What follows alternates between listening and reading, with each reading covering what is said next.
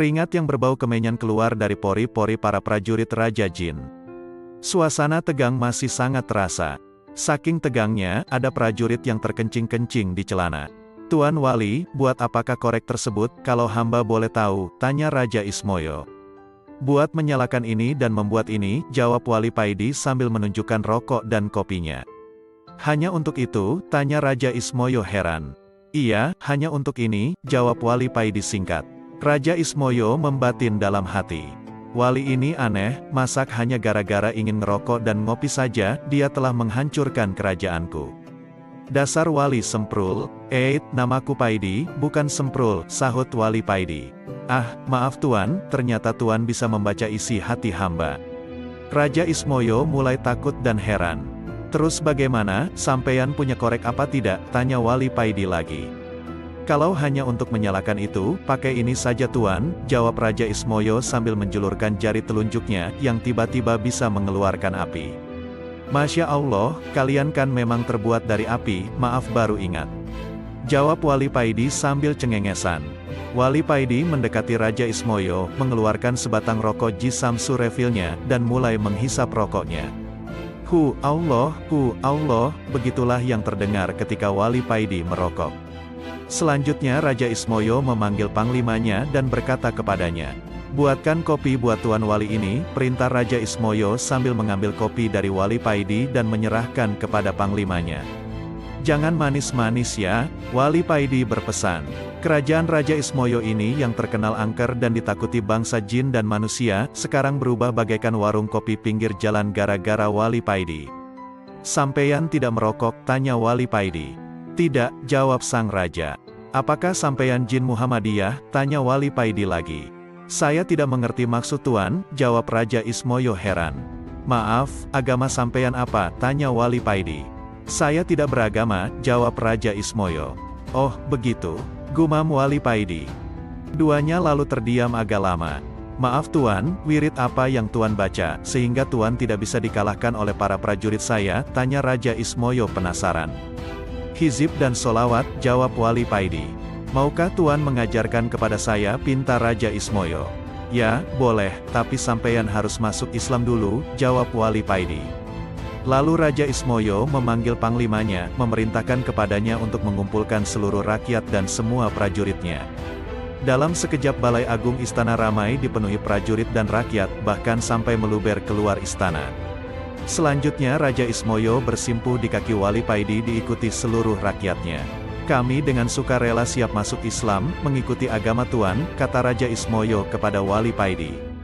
"Baiklah, ikuti apa yang aku ucapkan," kata Wali Paidi. Dengan suara yang sangat berwibawa, Wali Paidi mengucapkan 2 kalimat syahadat diikuti seluruh bangsa jin kerajaan Raja Ismoyo. Ucapan syahadat para bangsa jin ini menggema ke seluruh Gunung Arjuna, bahkan seluruh hewan di Gunung Arjuna berhenti sejenak, tidak ada yang bersuara mendengarkan ucapan syahadat ini. Setelah mengucapkan 2 kalimat syahadat, Wali Paidi mengajarkan pada mereka apa itu Islam, dan menjabarkan arti iman secara singkat.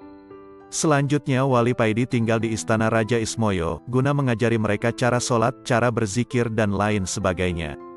Setelah beberapa minggu tinggal di istana, Wali Paidi akhirnya mohon pamit kepada Raja Ismoyo. "Kami masih butuh pencerahan dari Tuan, sudilah kiranya Tuan tetap di sini beberapa hari lagi," pinta Raja Ismoyo kepada Wali Paidi. "Jangan khawatir, kelak aku akan datang lagi kemari," kata Wali Paidi, dan dengan tersenyum Wali Paidi mendekati Raja Ismoyo dan memegang dada Raja Ismoyo, sambil berkata, "Ajaklah hatimu untuk zikir terus-menerus. Ucapkan Allah, Allah, secara berkesinambungan. Dalam keadaan apapun teruslah berzikir, dan berusahalah selalu dalam keadaan punya wudhu. Andai Allah mencabut nyawamu, kamu dalam keadaan suci. Terima kasih Tuan, pesan Tuan akan kami laksanakan," jawab Raja Ismoyo dengan takzim. "Kalau hatimu sudah bisa berzikir, maka Allah sendiri yang akan membimbingmu," kata Wali Paidi.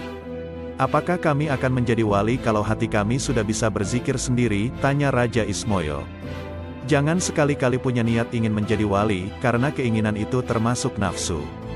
Berzikirlah karena Allah, jangan ada niatan yang lain," jelas Wali Paidi. Setelah menghisap rokoknya, Wali Paidi berkata lagi, Allah menjadikan manusia pemimpin di muka bumi ini, dan mengangkat para walinya dari kalangan manusia, jelas Wali Paidi lagi. Oh begitu, kalau Allah menghendaki begitu, kami sangat rida dengan keputusan Allah tersebut, jawab Raja Ismoyo manggut-manggut. Kalau boleh tahu tuan ini wali yang bagaimana? Tanya Raja Ismoyo selanjutnya. Aku adalah wali abdal, wali pengganti, kalau istilah dalam sepak bola, sebagai pemain cadangan, wali tingkat rendah.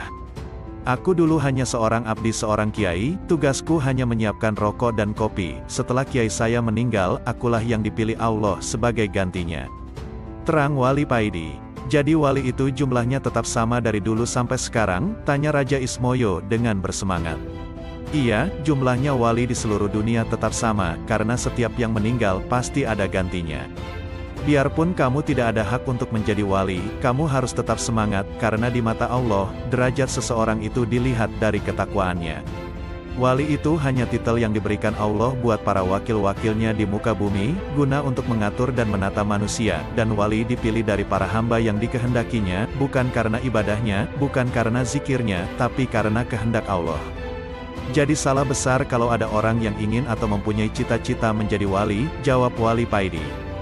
Terima kasih Tuan, mudah-mudahan apa yang Tuan ajarkan kepada kami menjadi ilmu yang bermanfaat, ucap Raja Ismoyo. Akhirnya Wali Paidi pamit dan meninggalkan Gunung Arjuna diiringi Raja Ismoyo dan seluruh rakyatnya. Setelah Wali Paidi sudah tidak tampak, Raja Ismoyo dengan suara yang lantang berkata kepada rakyatnya. Rakyatku semuanya, nanti atau kapanpun, kalau ada orang yang ke Gunung Arjuna ini berbekal rokok dan kopi, jangan sampai diganggu, jagalah mereka sampai mereka meninggalkan Gunung Arjuna ini, demi menghormati guru kita Wali Paidi. Titah paduka akan kami laksanakan. Jawab mereka serempak. Sesampainya di rumah sehabis dari Gunung Arjuna, Wali Paidi menjalankan aktivitas sebagaimana biasanya. Tiap pagi Wali Paidi pergi ke pasar berjualan minyak wangi. Orang-orang di pasar dan di rumahnya biasa memanggilnya Kang Paidi tukang minyak. Sekitar jam 1 siang Wali Paidi ini menutup tokonya dan pulang. Setelah sholat asar sehabis istirahat siang, Wali Paidi mengajari anak-anak kecil di langgarnya belajar membaca Al-Quran sampai waktu maghrib.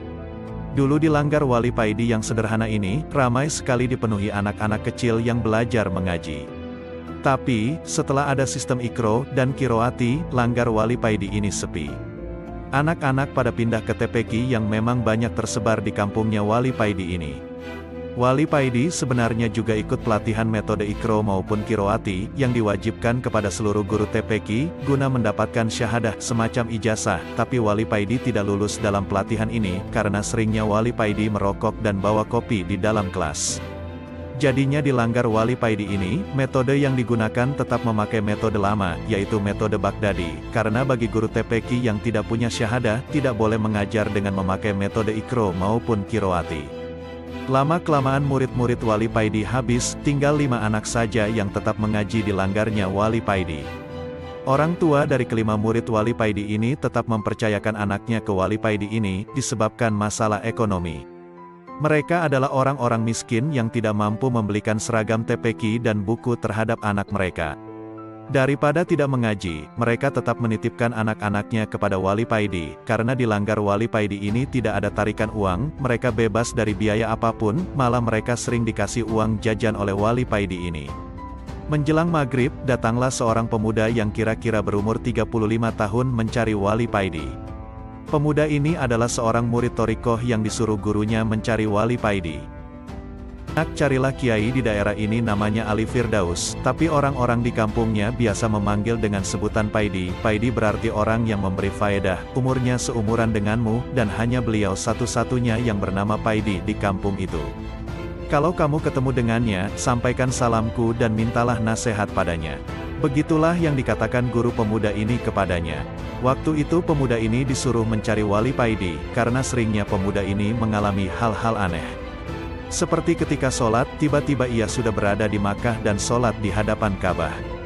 Dan banyak orang yang melihatnya salat di atas daun padahal dia ada di rumah.